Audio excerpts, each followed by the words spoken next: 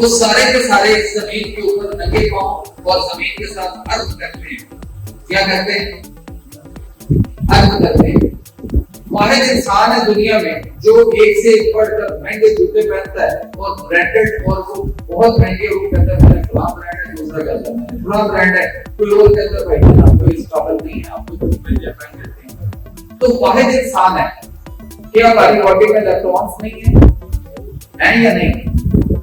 Nervous system से current Amity जो बाद में डिजीज की शक्ल इख्तियार करता है, क्या वो मोटर न्यूरॉन सेल्स जो करंट पैदा नहीं करते, वो हमारी बॉडी में रिफ्लेक्ट नहीं करता?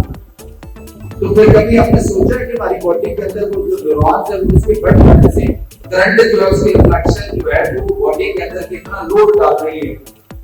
बिजली जहां भी कहीं करंट है आप देखिए इसके साथ अर्थ आ रहा है कि इसकी अर्थ की तार होती है या नहीं होती?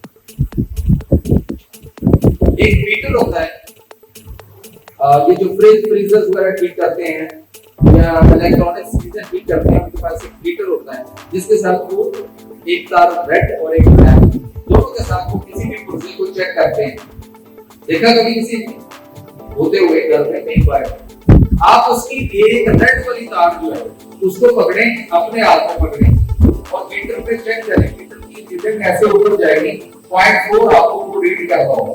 कितना? 0.4 होना कितना चाहिए हमारा? 0।